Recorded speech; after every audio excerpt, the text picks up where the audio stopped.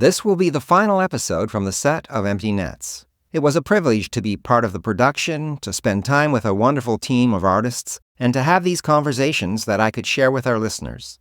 Next week, we will return to our regular weekly episodes. Today, I'm talking with talented young filmmakers Brandon Swartz and Saige Schupbach, as we conclude our series of short bonus episodes on location from the set of Empty Nets. This is the Faith and Family Filmmakers Podcast, helping filmmakers who share a Christian worldview stay in touch, informed, and inspired. Quiet on set. Rolling. Today's host is Geoffrey Whitt. Hey, this is Jeff with Faith and Family Filmmakers Podcast. Glad to be back with you today, again on the set of Empty Nets. It's been a pleasure this past couple of weeks working with everyone, but enjoying working with some young and up-and-coming filmmakers.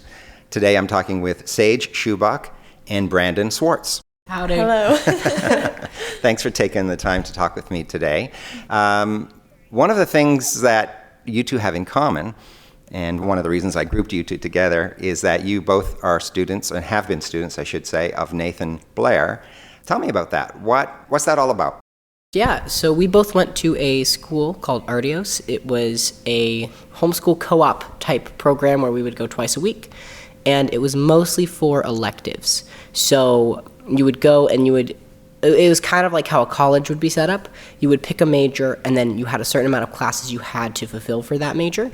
So I ended up graduating with a film major, which means I took all of the classes that Nathan had to offer, from writing to directing to editing and everything in between. Over how long a period of time would this program have been? For me, I was only there during my senior year. Oh, okay. But typically it's 4 years. I was there for all 4 years of high school. Oh, wow. So that's quite a film education. Yeah, so I think ultimately, because I also took classes for theater, which translated like a directing class. So ultimately, I think I took 15 classes that applied to my film major. So when I graduated, I had what would sort of translate to a degree in film without having to go to college, which means I don't have a bachelor's, but I've done a lot of the work. Right. Cool. And Saige, you are in college now. I am, yes. I go to the Masters University, which is in California, and I'm actually studying cinema and digital arts, which is an overall film major. So, yeah. Cool. So that's a Christian college? It is, yes. Nice. Yes. So if anybody doesn't know or has been wondering, you can study film at a Christian college. You can. It's a great school. Got a great study. Uh-huh. So let's get a little more specific. In your senior year with Nathan, were there any major projects that were worked on while you were there that you were part of? No major projects while I was there. They did a film right after I had graduated. I think it was Once Upon a Christmas is the production that ended up happening. Okay.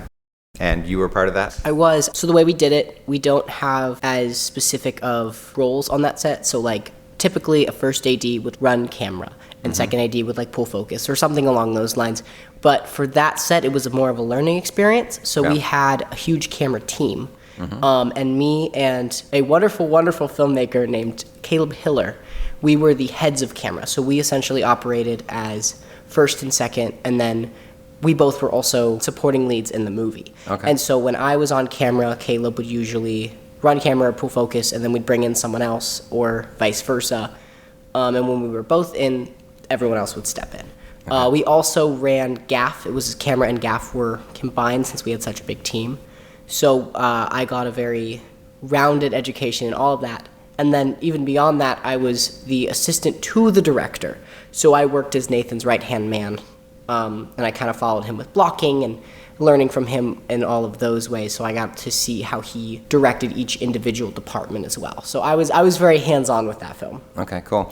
Were there any other actual film projects that you worked on with Nathan while you were in school? Yeah, so Empty Nets is actually technically my 6th Nathan Blair project, because I did Stealing the Show, which was a feature film. Cool. I've seen that. Yeah, I was in fun. that one. Yeah. I didn't know you at the time, so I would not have... You wouldn't have I picked wouldn't it remember seeing you there. It's very small. When I watch it again, I'll know, of course. Yeah, and then I did... so we did Stealing the Show.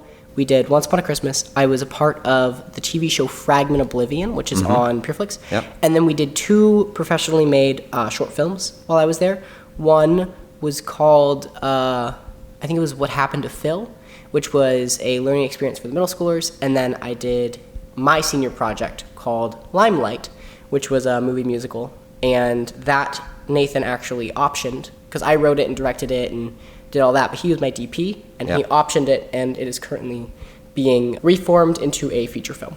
That's cool. Yeah. That's cool. And I saw that a few nights ago, too, when you showed it, and congratulations on good work. Thank you. Yeah. I'm very proud of how that one turned out. Yeah, you should be.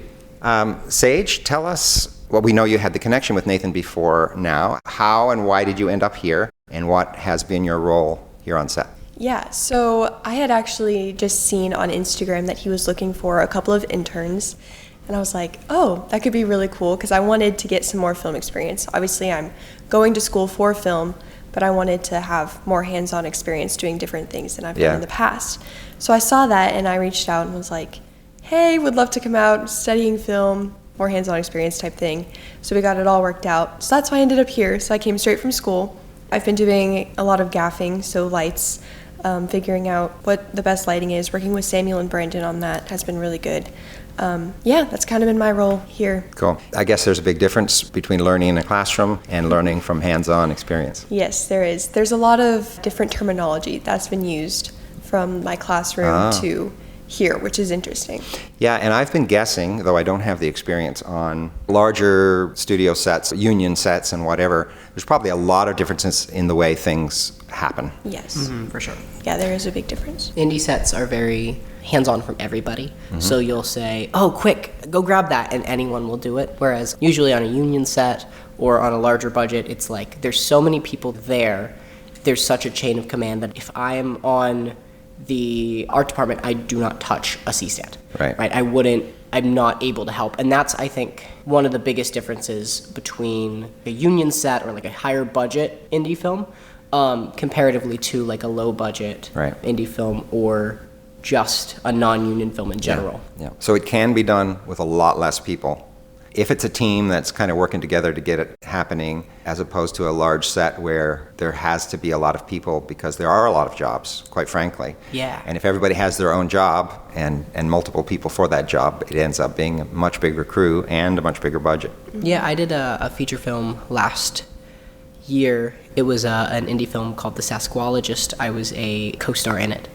And we had a crew of, I think, 9 people.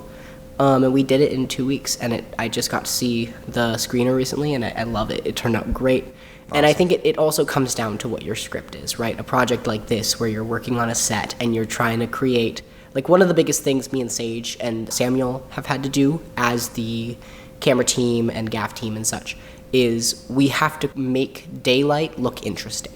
Nathan's style is always very color heavy.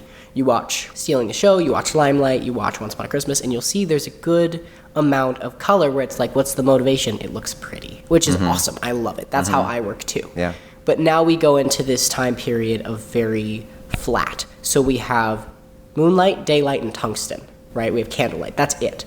So trying to find ways because of the time setting. Yeah, you wouldn't walk into a Jerusalem home and be like, why is it purple? Yeah, exactly. Right? And so you have to take those 3 different color temperatures and go, okay, how do I make this look dynamic? How do I shape the shadows in an interesting way? Exactly. The average viewer might not realize that. If it's daytime, they just think it's the natural light. Yeah. Whereas what you're talking about is things like throwing shadows on an arch by placing a light rather than the arch kind of just disappearing because it's totally flooded with light. Yeah, it's interesting because a lot of people will look at a movie and go, oh, daylight, cool, they just left it flat. But really, even if it is daylight, we'll still shoot lights through windows and we'll still light everything up because otherwise it really does just look flat. Yeah. Yeah, it definitely, you have to get the lights to translate onto the camera too. Yes. So even just looking at it from the naked eye and then looking at it from the monitor or the screen, it's completely different. Right. So just making sure everything is translating over to the camera. Yeah. Well, it's been great getting to know you. Saige, you're leaving tonight. I am, yes. And I'm driving you to the airport. And I believe everything wraps tonight too. It looks like we're on schedule, so.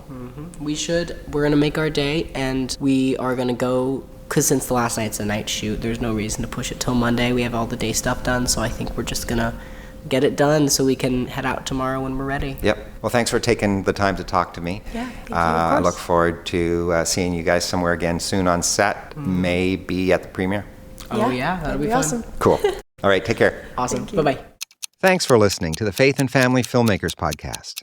If you would like email reminders about newly released episodes and more, please sign up at faffpodcast.com/email. That's faffpodcast.com/email. Bringing filmmakers together for faith and family. That's a wrap.